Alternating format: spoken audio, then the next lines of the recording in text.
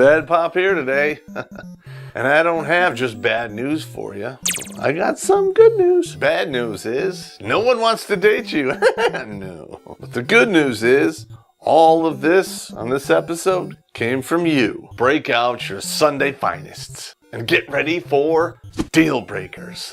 First date deal breakers. Don't forget to brush your teeth. And you, quit eating that garlic if you want to get laid. Let us begin.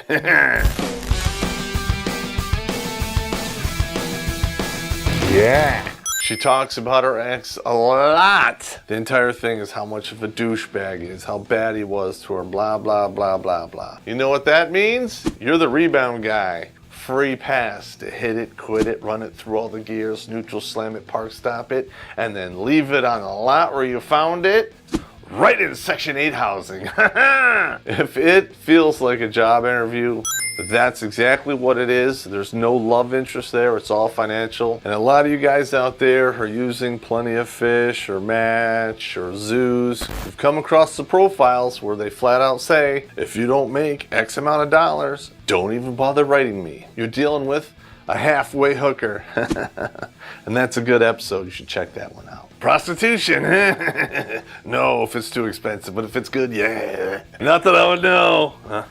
I'm just saying, cuts a lot of the crap out. You know, you get right to business and they're on their way. They want your full name so they can Google you. Newsflash, baby. You Google my name, you're gonna get 100 episodes of why you shouldn't date me. I'm so fucking mean. You see on their dating profile that they have a kid and they say, hey, my kids come first. Saying that simple thing in your profile or to my face, you're basically saying, yeah, you'll always be in the back seat. And that's why you're divorced. There are a ton of single women out there in the dating pool because they forgot how to be a wife and a woman once they became a mother. I mean, this is my frustration when I do this.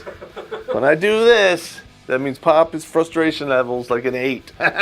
This actually happened to me, and it happened to me quite a few times. They order the most expensive goddamn thing on the menu. They get the steak and lobster with the side of potatoes. They get 3 or 4 Long Island iced teas.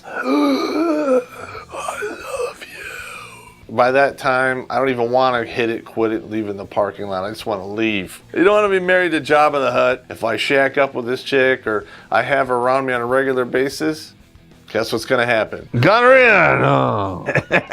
She's going to be pulling the dicky bank and trying to treat me like a slot machine. If you are on a date with a woman, especially the first date, and she's texting and talking on her phone, go to the men's room and just don't come back. That's a mighty fine looking rack you got there. Yeah, 2 or 3 times a week. Oh, by the way, did you know I have 2 penises? We made a whole episode about women who own horses. You should run away faster than the horse because she has a princess complex and she's looking for a prince to pay for all of her shiata. Still living with their ex.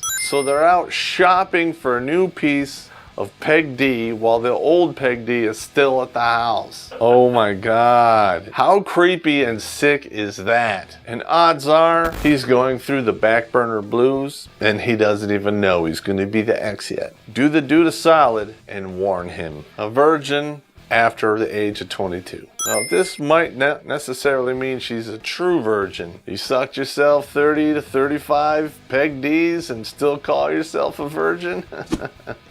Yeah, no, herpes, gonorrhea, syphilis. Any disease that you can get from D to C contact, you can get it from D to A contact. Never A to B.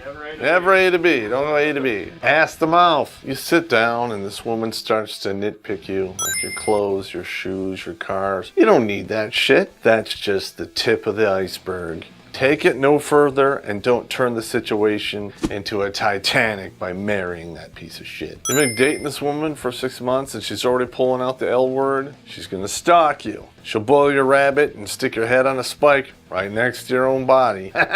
Say you go to meet this woman, her description says average body type. Don't be shocked when she shows up and she's not. Deny who you are and run out the back door. Chances are you're not gonna find this out on the first date. You find out how many dudes she's been with, you multiply that number by 6, and if you were to put a platform at that altitude and push them off and they were to get injured, too many cocks. You go out with this girl and you find out she has 2 kids from 2 different dudes. Guess what? Got her in! Oh. She's lining you up to be number 3. And in this case, 3 is not the charm. She swears and cusses all the time. F them. With an F-bomb at the beginning of the sentence, in the middle of the sentence, and at the end, sailor mouth. Don't need it. She's obviously something you do not want to take home to mother. You kiss your mama with that mouth? I do all kinds of things with this mouth. Well, I'm willing to find out what those things are, but I'm not cooking you breakfast. If she's crying on the first date and she asks your full name so she can Google you, that's 2 creepy points. That's bipolar behavior.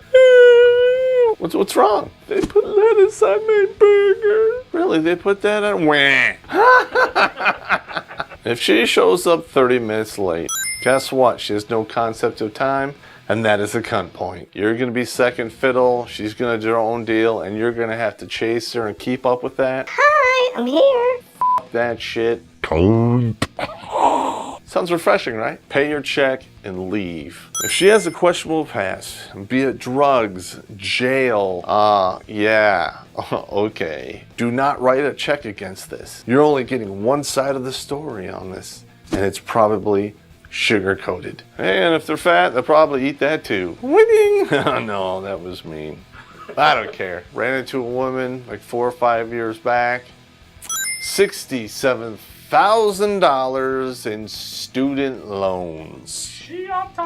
If you detect severe money issues early on, it's probably the tip of the iceberg. Well, we should put our money together and we should live together and... That basically means my money's paying for her student loans.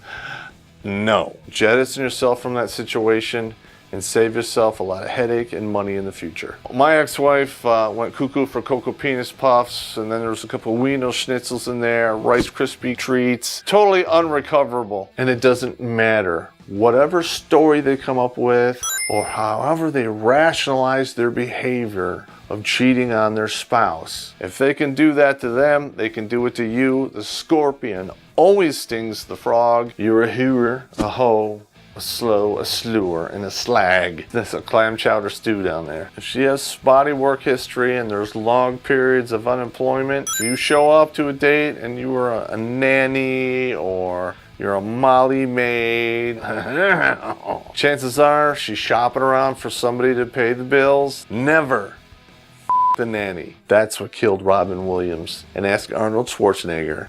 Both of them took it in the pooper on that one. Ass the mouth. Hey, I hope you enjoyed this episode of First Date Deal Breakers. And if you didn't, it's kind of your fault, so hey, I don't care. And while you're at it and you're saving up all your tip money, go to our Patreon page and send it our way so we can keep doing this. Winning. All you college hotties out there, hit the subscribe button. And I promise you will not be a virgin past 22.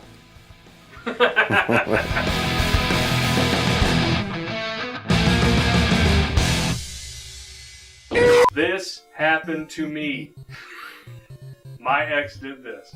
She was still living with me, told the new dude that we were broken up. And he still went for it. You know why? Because she took his virginity when he was 30. Oh my God. Oh my God. If you're out there and you're watching this, bing! Wow. That's crazy. They were The dude was a virgin at 30? Yeah. What the f***?